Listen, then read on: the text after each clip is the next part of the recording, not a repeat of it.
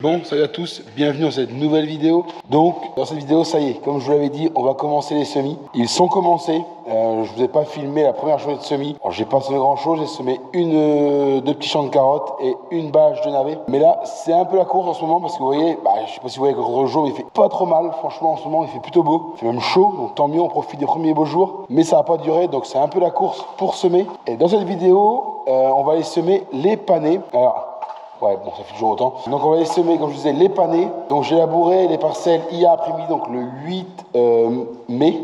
Aujourd'hui, on est le 9, donc on va tout préparer pour semer demain matin. Normalement, si tout se passe bien, on est censé fraiser demain matin pour semer derrière. Donc, ça va être un peu la suite de la vidéo. Et aujourd'hui, donc, épandage d'engrais. Alors, comme d'habitude, comme l'année dernière, on va épandre 3 engrais différents. Donc, le premier, donc, il y en a déjà un petit peu dedans. Donc, c'est le Rhizoforce. Donc, c'est le Bactériosol. Donc, c'est des petits bouchons. Donc, ça, dans le panier, j'en mets un petit peu, mais pas comme les carottes. Normalement, Bactériosol, je le mets sur carottes, mais j'en profite d'en mettre un peu sur panais. Ça va pas nuire. Et de toute façon, que ce soit carotte ou panais, c'est similaire comme culture. Il y a quelques petites différences. Par exemple, le panais va avoir plus de résistance aux nématodes que la carotte. Mais par contre, ça va pas être toutes les mêmes marchés. Le panais, lui qui est beaucoup plus résistant aux nématodes, va être beaucoup moins résistant au désherbage. Vous voyez, c'est deux choses, il y a plein de petites différences comme ça. Donc c'est les mêmes cultures, c'est les mêmes fongies tout au long de la croissance, mais par contre, voilà, ça a une petite différence. Donc voilà, les bactériosol, j'en mets moins parce que les bactériosol, c'est pour nématodes. Et évidemment, comme le panais est plus résistant, on en met moins que les carottes. Derrière, on viendra. Alors, j'ai mis un petit peu d'engrais ici. Il y a un peu de stock, il n'y a pas grand chose. Là, on a de l'Impulse, c'est ce qu'on va mettre après. Donc, l'avantage, c'est que vous pouvez déjà le voir. C'est des bouchons. Donc, là, c'est du marc de raisin, si je ne me trompe pas. Donc, ça, on va aller le mettre aussi. Alors, oui, celui-là. Ouais, bon, hier, je l'ai un petit peu cassé avec la fourche en le descendant. Tout simplement, j'avais la fainéantise de dételer ma fourche à fumier pour racler mon lève-palette. Bon, voilà, en descendant de la remorque, je l'ai un petit peu arraché. Le scotch n'a pas tenu, donc bon, voilà. Donc là, j'ai 3 big bags d'Impulse. C'est de l'avance au cas où, comme aujourd'hui, on est férié, j'en profite de l'avoir chez moi pour pouvoir aller l'appliquer. Ici, on a 3 big bags, c'est un nouvel engrais qu'on va mettre. Tout simplement, c'est des oligo-éléments principalement. Et en fait, on vient mettre ça parce qu'on s'est rendu compte qu'en faisant du sorgho, on épuise nos sols d'oligo-éléments. Donc, on va appliquer 200 kg d'hectare plus tard, pas aujourd'hui, de cet engrais-là, pour pouvoir venir justement pallier au manque d'oligo-éléments. Et dehors, donc on a là-bas un stock d'engrais. Donc ça, c'est de l'engrais complet, comme d'habitude. Ça, c'est l'engrais basique NPK qu'on va venir mettre donc sur la bourre et en premier apport d'engrais sur les carottes et panais, pas le poireau évidemment. Donc ça m'en fait 3, 6, 12 big bags ici. Et on a en face là-bas qui est arrivé aussi, alors on y va, le Bactériosol. Donc ça, c'est ce que je vous disais, c'est des bactéries qu'on vient mettre sur le labour pour les carottes, pour le nématode. Donc là, j'en avais 6 tonnes, donc 12 big bags. Et évidemment, il en manque un que vous avez pu voir dans l'épandeur et qui a déjà été mis au-dessus des carottes que j'ai semées hier. Donc, on va monter en case. Vous allez voir comment c'est facile de mettre de l'engrais. On va monter en case, on va prendre du bactériosol. Mais le problème, c'est que le bactériosol, c'est des big bags de 500 kg. Et moi, je n'en ai pas besoin de 100 kg, j'en ai déjà dans l'épandeur. Et il me faut juste compléter parce que je vais vous expliquer plus tard dans la vidéo pourquoi je n'ai pas besoin de temps. Je vous avais dit à l'époque, il y allait y avoir des changements, tout ça. Je vous explique tout ça juste après dans la vidéo. Mais d'abord, on va mettre le bactériosol, mais juste une partie des big bags. Allez, c'est parti.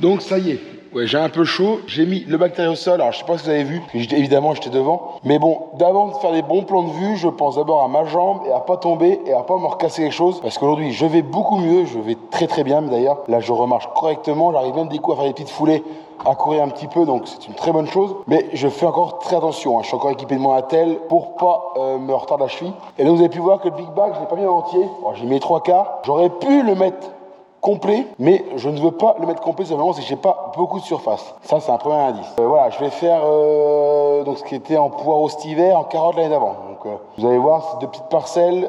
Les 2 réunis font 0,8 hectares si je les sème en entier, parce que j'ai mes semences. J'en ai une partie qui est là, l'autre qui est chez moi. Donc je vais pas vous montrer tout à l'heure, mais j'en dis pas plus. On va en parler tout de suite dans le tracteur. Donc le bactériosol là, il est mis devant. très important aussi avant de partir, j'ai le 6090. Alors c'est pas le meilleur pour prendre l'engrais, simplement il n'y a pas le 3e point hydraulique, mais je prends celui-là tout simplement, c'est que j'adore polluer, j'adore utiliser mon pulvé. Non, je rigole, c'est pas ça. N'ayez pas encore ça, c'est pas vrai. Tout simplement, j'ai mon 6100 qui est juste devant avec le pulvé qui est attelé, parce que j'ai un collègue, celui qui m'a arraché mon poireau cet hiver, qui est en train de semer lui ses carottes, et comme il faut qu'on mettre un nématicide entre le semis et le fumier. Il m'a demandé s'il pouvait prendre mon tracteur. Donc je lui laisse le tracteur et le pulvé attelé, comme je me suis servi ce matin, pour désherber mes carottes que j'ai semées hier. Avant-hier plutôt. Je suis perdu. Et bah du coup je prends le tracteur, ça va le faire travailler un petit peu, mais comme je dis c'est beaucoup moins pratique, mais c'est pas grave. Avant je faisais avec, on y arrivait bien. Là on va laisser le big bag dans le garage, et évidemment puisqu'il est ouvert, on va pas leur stocker dehors. D'ailleurs le bactériosol je dois le rentrer. Alors je sais pas où, je sais pas comment, mais il va falloir que je le rentre dans le garage. Pour l'instant, pas à l'ordre du jour, mais il annonce de l'eau la semaine prochaine, j'aurais bien voulu rentrer avant.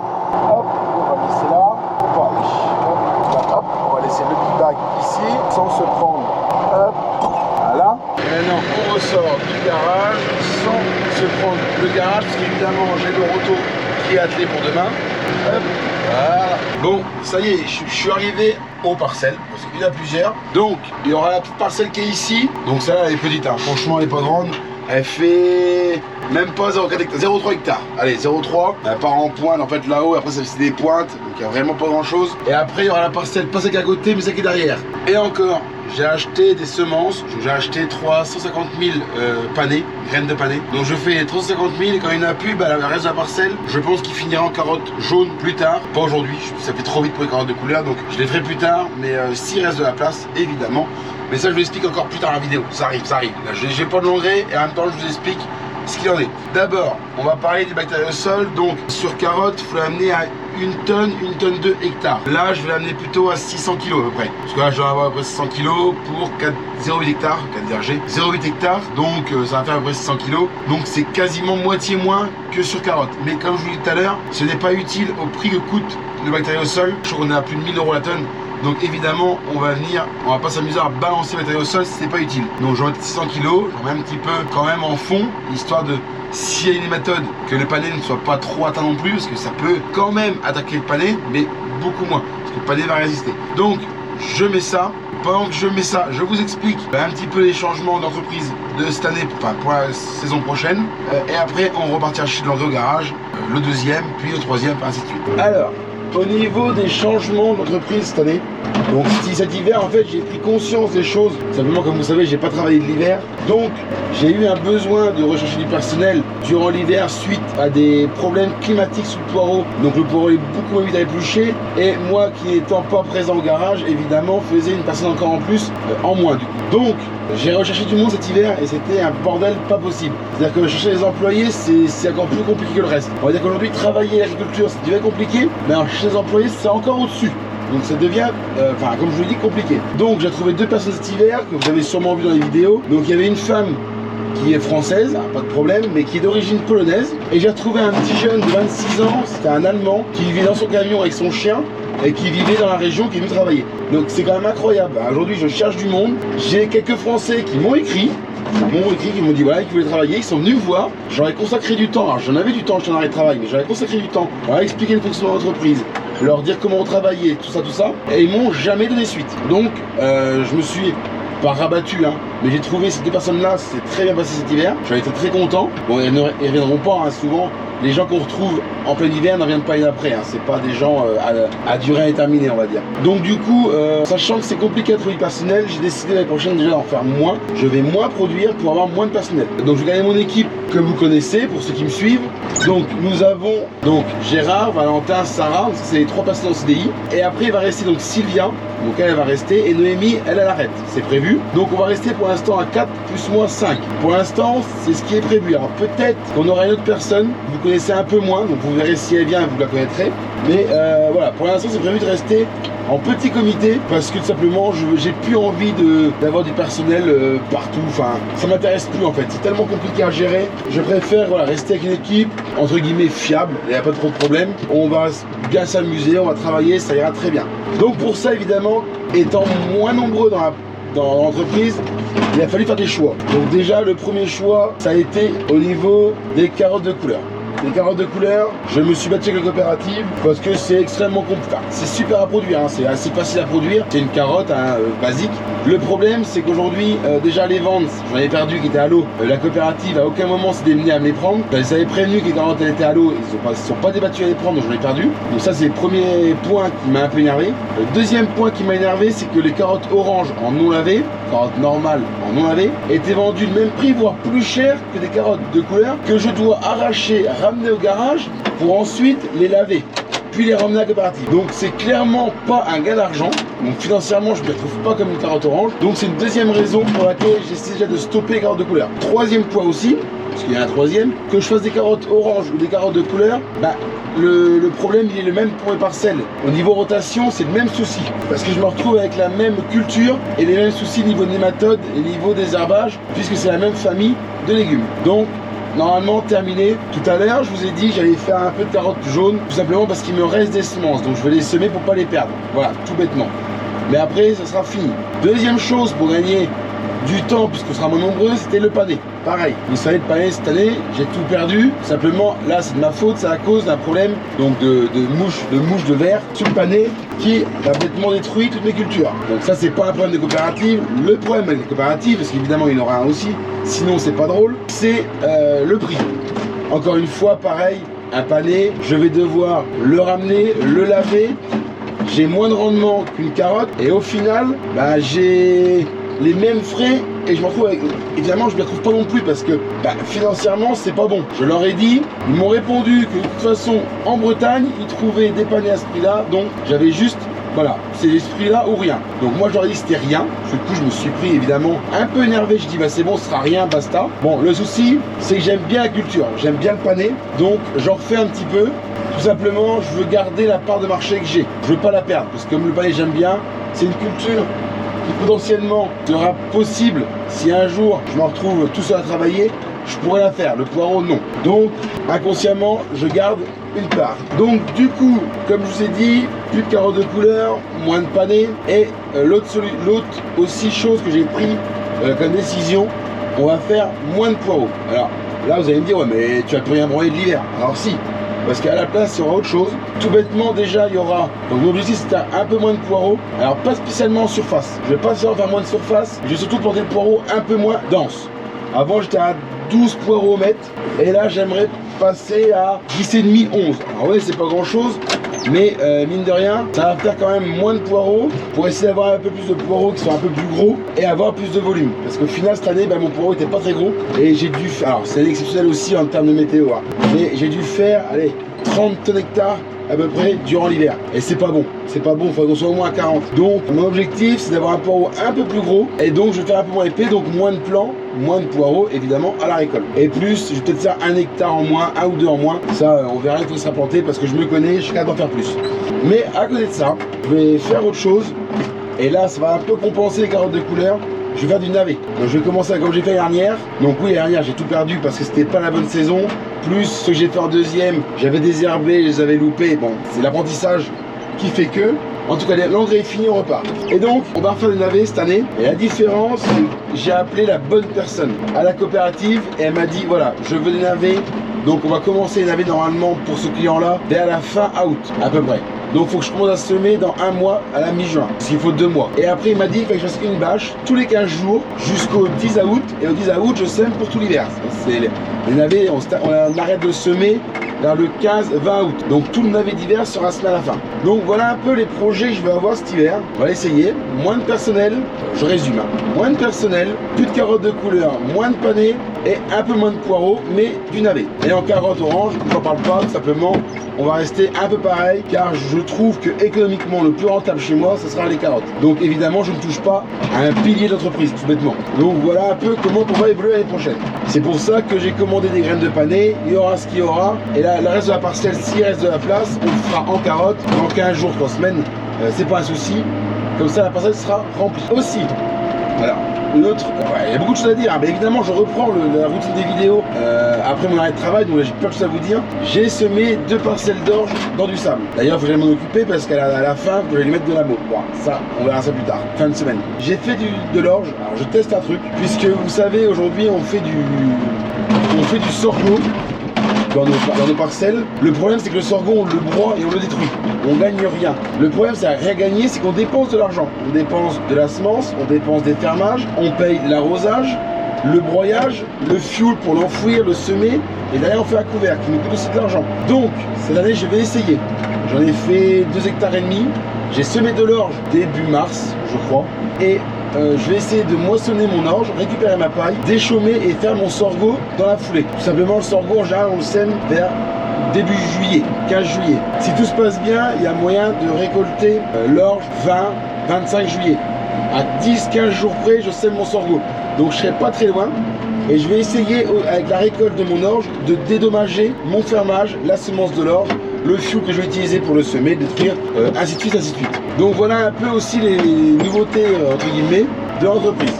Bon, maintenant, j'arrête de vous saouler avec mon vocabulaire, avec mes mots, avec mes paroles. Je repars chercher l'impulse et on va les pendre, ça, dans les mêmes parcelles.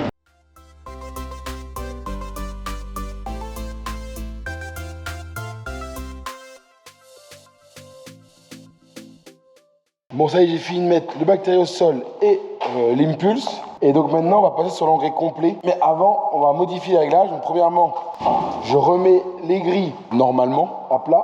Tout simplement, c'est que le complet, lui, avec les grilles, ça passe. Évidemment, les bouchons, eux, ils ne passent pas en les grilles. Donc on les relève. Et comme là, j'ai fini de faire pour aujourd'hui, je les remets. Et aussi, très important, on va aussi modifier le réglage des trappes.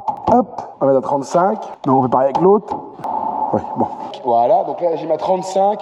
C'est mon réglage engrais classique, tout ce qui est panne cali sur carotte, engrais complet sur poireau. On met tout au réglage comme ça. Et donc maintenant, je reprends mon case. On va reprendre un des big bags qui est là-bas. Et on va aller le mettre dedans. Et tout simplement, je finis par celui-là. Parce que le bactériosol était resté dedans depuis 2 jours, donc il fallait que je commence par celui-là, j'avais pas le choix. Et tout simplement, c'est que là, il va me falloir, allez, 400 kg sur les 600. Donc il va me rester 200 kg d'engrais dans les pendeurs, ce soir, tout simplement parce que le prochain épandage, ça va être, quoi qu'il arrive, je pense, soit une terre pure, donc une carotte piège, ça je vous expliquerai plus tard si j'en fais. Donc c'est le même engrais, et au cas où, si c'est pas ça, ça sera sûrement des carottes sur but, et donc c'est des carottes, donc ce sera le même engrais. Donc voilà pourquoi. Bon, allez, je pars, je mets mon engrais et moi je vous retrouve sûrement demain pour préparer le sol pour le semis. Bon allez, on se retrouve donc le lendemain matin, donc vendredi 10 mai. Là Gérard prend le case et derrière moi, juste pour vous montrer, on a les 2 John Deere, 2 ensembles, le pulvé et les bandeurs. Je trouve que c'est quand même pas si mal, c'est une belle vue quand même. Bon voilà, bref, petit aparté. Donc là Gérard, lui, il s'en va derrière. Alors, moi je prends un raccourci et je vais passer par la nouvelle porte que Sarah a fait cet hiver. Je sais pas si je vous l'avais montré, mais en tout cas, c'est bien mais c'est bien pratique. Hop, tac. Et là, voilà. Attention pour tomber dans la fosse. Et voilà, je suis derrière. Donc là, Gérard, il arrive sur le côté. Les pendeurs à fumier qui est là, que j'avais réparé d'ailleurs, j'ai cassé un fil. Bon, je vais pas le faire moi-même parce que moi, ça va être mal fait, savoir casser. Et donc là, Gérard, qui va venir enlever le lève-palette pour mettre la fourche à fumier qui est juste derrière, là. Attendez. Voilà, on la voit là, juste là. Donc il enlève le lève-palette juste devant. Hop, voilà. Décroché. Et donc là, Gérard, il s'en va donc fraiser, passer le roto pour préparer le terrain, faire un lit de semence, ce qu'on appelle un lit de semence. Alors, je ne vais pas vous filmer, simplement c'est moi j'en vais au radis avec Sarah. Mais bon, vous connaissez le roto et vous le verrez plus tard dans la saison. Quand on va passer du poireau, vous le verrez. Quand on va faire des carottes, normalement je serai à côté à mettre le racinette, donc ça vous le verrez. Et après, on va se retrouver vers 10h à peu près à la matinée pour prendre le C90 avec le semoir, vous connaissez du collègue pour les paner parce que le mien ne sème pas. Sinon c'est pas drôle. Hop, on va fermer la porte quand même. Tac. Voilà. Et donc moi, comme je vous ai dit, il y a les semences aussi pour vous montrer. Bon, c'est un peu le bordel, hein. On s'occupe pas de tout ça. On rangera quand on aura le temps. Donc les graines, c'est ici. Donc là, faut vous imaginer, il n'y a même pas 1 hectare de semences. Hein. C'est par rapport aux carottes, c'est quand même beaucoup plus conséquent. Donc j'ai un essai. Donc là, c'est du GV, voilà, bref. Bon, ça on essaiera, on verra bien. Et sinon, j'ai donc du Chelsea et Tottenham. Tottenham, il est ici. Chelsea, c'est les 2 boîtes qui sont ici. Et donc je vous dis avec ça, normalement, il n'y a même pas de quoi faire 1 hectare, normalement, si tout se passe bien. Donc on va faire les 2 petites parcelles que j'ai élaborées hier. Et il y en aura bien assez pour me prendre la tête cet hiver. Bon, ça y est, donc on est rentré des radis. Donc là on prépare, Gérard prépare les tracteurs pour aller semer. Et avec Sarah on a rempli la voiture, donc semences, poudre, tout ce qu'il faut pour aller semer. Et j'attends le feu vert de mon collègue pour aller chez le semoir pour pouvoir justement aller les semer. Donc dans la voiture, on a donc de la poudre. Donc j'ai 2 bidons. On est un qui est là-bas. Alors celui-là, il doit être préparé, je crois. Simplement, je fais du mélange. Je mets du Trica Expert avec du Force 1,5G. Donc ça, c'est un insecticide.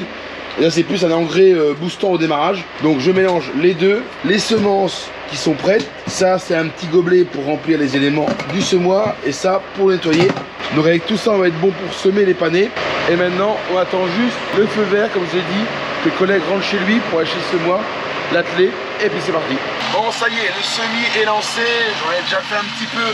Vous me connaissez, je commence avant à trouver les réglages, à trouver le bon semis, et après, je vous dis. Donc là, c'est parti. Je viens de faire 2, 4, 5, 6. Je suis à la 7e planche. Donc le semis, voilà, ça c'est fait. J'ai la planche du beurre ici qui est faite parce que c'est des courts tours. Donc je vais venir semer 5 planches sur le beurre. Je vous explique tout à l'heure. Et donc là on a le semoir du collègue. Alors j'ouvre pas le carreau parce que si j'ouvre le carreau on va plus rien entendre. On est sur un Gaspardo, un V5. Donc c'est un peu le même style que moi. Sauf que moi c'est un Orietta. En fait c'est les plus récents les miens. Avant c'était V5, V20.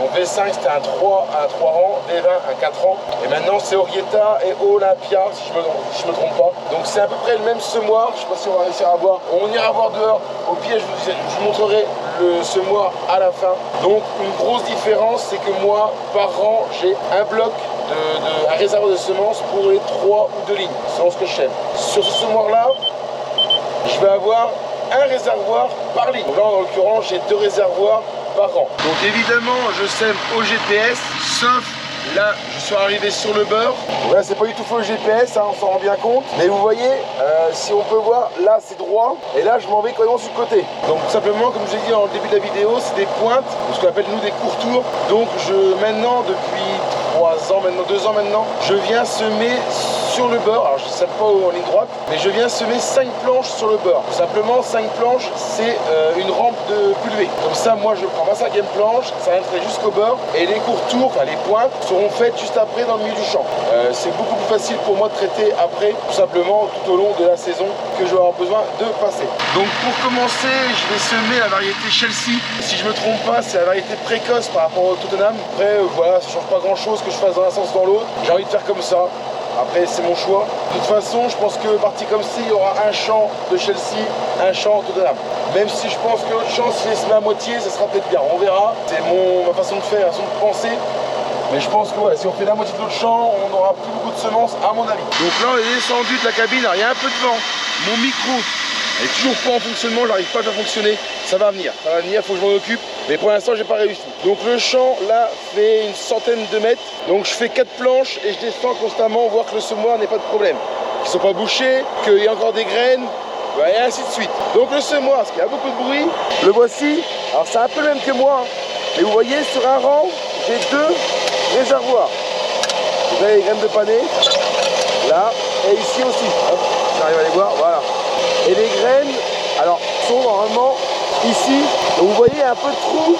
Mais en fait, tout simplement, c'est que les 3 rangs derrière prennent un peu moins de graines parce que le panais, c'est des graines assez grosses, assez lourdes à prendre. Et donc, ça demande quand même pas mal d'air. Donc, les rangs devant, eux, aspirent correctement. Il n'y a pas de trou, mais derrière, il y a quelques trous. Après, c'est pas grave parce que je sème assez épais quand même. Je suis à 22 graines par mètre par rang. Non, par ligne, je crois. Je sais même plus. Mais quoi qu'il arrive, c'est assez épais. Avant, on se met à 18. Là, je suis arrivé à 22, même quasiment. Donc, on sème plus épais. Même s'il y a un peu de manque, c'est pas dramatique. Donc, bien évidemment, la poudre, elle est là. Donc, chaque rang a son réservoir. On va vérifier, il reste bien des graines. Les éléments ne sont pas bouchés. Donc, maintenant, on repart. Donc, là, je suis au GPS. Donc, j'avance. Hop, on met en route le GPS. Et c'est parti. Et donc, bien évidemment, très important la chose, il faut baisser le semoir en avançant et le relever en avançant. Tout simplement, si je le mets à l'arrêt, il y a de grandes chances que le sable vienne se mettre dans le socle et vienne boucher tout simplement la sortie, et donc je ne sème pas évidemment. Et à l'arrêt, pareil, si j'ai marre de m'arrêter, de reculer un tout petit peu le temps que je freine, et ben les éléments vont se remplir et après je ne sème plus. Donc il faut constamment regarder si c'est pas bouché, constamment faire attention quand on le baisse, quand on le lève, et puis après, il n'y a plus qu'à faire des allers-retours, on sème. Alors la parcelle là, elle est quelle heure là? Le téléphone, s'il est là. Là il est midi, à peine midi. Je pense que la parcelle là va être finie pour aller midi 1h15, midi 20 va être fini. Et après je m'attaque à l'autre et il faut pour 13h30, 14h grand max, je sois quitte. Tout simplement c'est que Gérard m'a ramené, on ira voir après, l'épandeur à fumier. Donc le gros est resté ce matin quand j'ai fraisé le terrain. L'épandeur à fumier est arrivé. Et si vous comptez bien, l'épandeur à fumier avec le 6100, le casque avec chargeur et le 690 pour semer. Tracteur, c'est ce que j'ai en fait. Donc Gérard, il est un peu SDF, il a plus de tracteur, donc là il est parti manger. Et après manger, lui il va y avoir des tuyaux avec Sarah sur les carottes que j'ai semées mardi. Donc il faut un tracteur pour emmener la remorque. Donc je me dépêche, je sème, je suis à 2 km/h, ça va pas très vite, mais bon, faut pas y aller plus de la musique non plus. Et puis en espérant finir à l'heure pour que Gérard puisse aller avec Sarah travailler cet après-midi.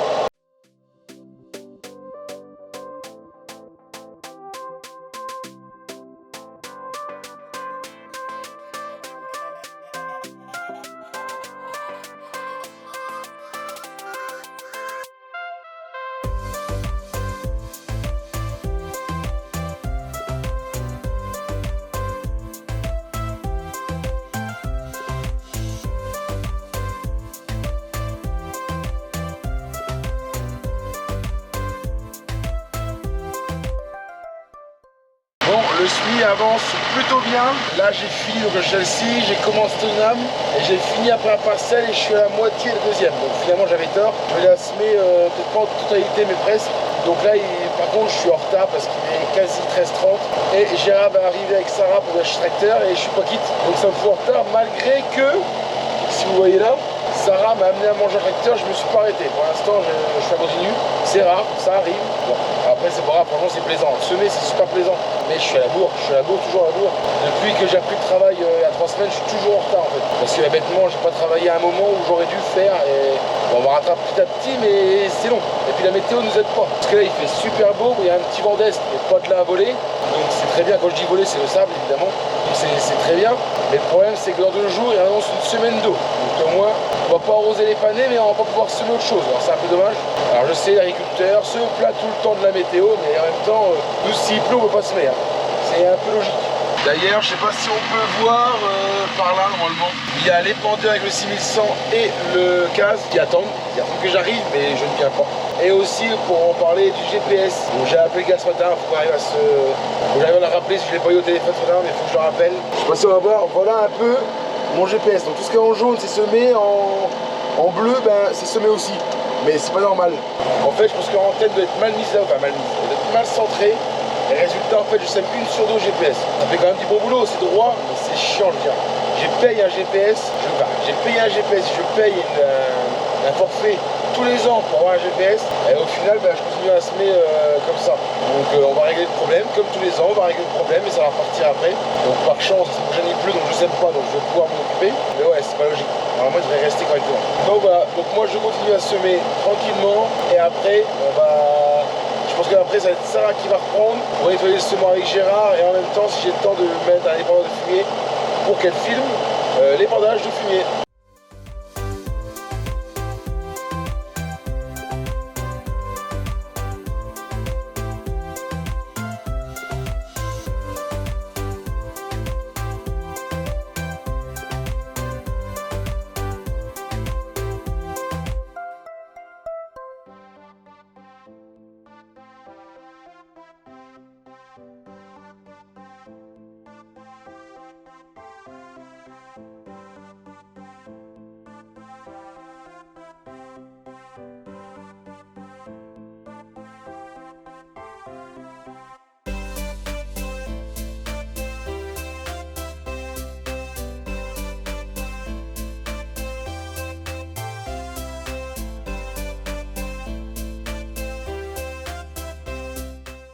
Bon, ça y est, je suis arrivé au fumier. Donc l'épandeur est là, alors il paraît pas, hein. L'avant est vide. Bon, c'est au niveau des ridelles en bois. L'arrière est un peu plus plein. Bah alors, je vous filme pas et vous m'excuserez. Quand je rentre dans le champ, simplement Sarah est partie, je suis tout seul. Et je vais vous montrer le bordel que c'est. Je sais pas pourquoi. Je sais que c'est des sables qui sont très peu porteurs et que c'est le bordel, mais là, à un tel point, il faut le faire. Regardez, une fois que je suis passé dans les planches, l'entrée du champ, là c'est n'importe quoi. Là, il faut savoir qu'il y a des panais à la base. Hein. Ici, là où je suis, là, il y a des panais. C'est défoncé complètement, mais ça j'ai pas le choix, hein. Si on regarde là pareil, là-bas pareil, à chaque fois que je veux rentrer, ça me défonce tout en fait, tout bêtement. Sachant que je suis venu avec le gros, avec le CAS, pour venir écraser un peu, pour tasser. Ça a été vachement efficace, parce que là franchement... Après c'est des terrains qui sont souvent comme ça, c'est souvent galère, donc on change pas l'habitude, malgré que ce soit quand même un peu humide, que ce soit pas vraiment sec, c'est le même bordel. ça patine toujours autant, on frotte pareil, enfin bon, on cherche pas. Et donc là c'est parti, donc j'ai déjà fait 2 épandeurs pendant qu'il avait le semoir, Sarah et Gérard. Et donc ça donne ça une fois que c'est fait. Donc voilà, une fois que je suis passé, ça donne ça. Bon, il n'y en a pas en surdose hein, parce qu'on voit encore le sable. Mais bon, il y en a quand même, ça va éviter que le vent prenne dedans. Alors il y a le beurre que je dois refaire là-bas. Parce que oui, évidemment, la première épandeur, je l'ai mis un peu beaucoup à l'aller. Il m'en laissait pas beaucoup au retour. Donc eh ben, il n'y a pas épais, donc on en remettra un petit peu après. Mais ça va le faire. Et donc, arrivé en cabine, donc je vous explique le fonctionnement de l'épandeur et puis après moi j'épande tout seul. Vous m'excuserez mais là je ne peux pas vous filmer l'épandage, tout en plus on a un problème, je vous l'ai expliqué sur l'épandeur. Alors ça va faire pour aujourd'hui mais il faut que je l'emmène à réparer parce que ça me gonfle, mais comme il n'y a pas. Donc tout d'abord au niveau du tracteur, oui il est sale, ça c'est autre chose mais bon. Donc on a le distributeur. Donc là je l'enclenche, ça va me permettre de diriger la télécommande qui est ici.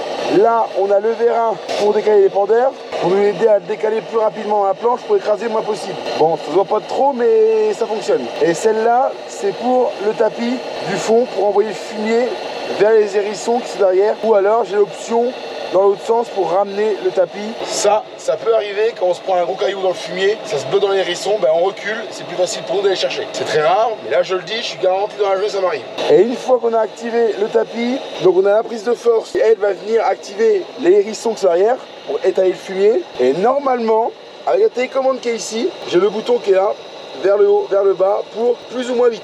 Le souci c'est que ce bouton là ne fonctionne plus.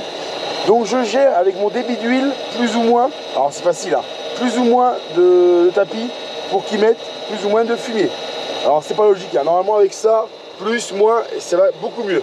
Parce que déjà gérer le tracteur, gérer l'épandeur, mais en plus le tapis, on peut pas le gérer comme on veut, c'est le bordel. Bon, je vais épandre, je vais essayer de vous faire mettre la GoPro dans le tracteur et je vais épandre un épandeur avec vous. Alors je parle pas, hein, je suis à fond dans mon épandeur, mais vous allez voir quand je suis au bouton et tout ça.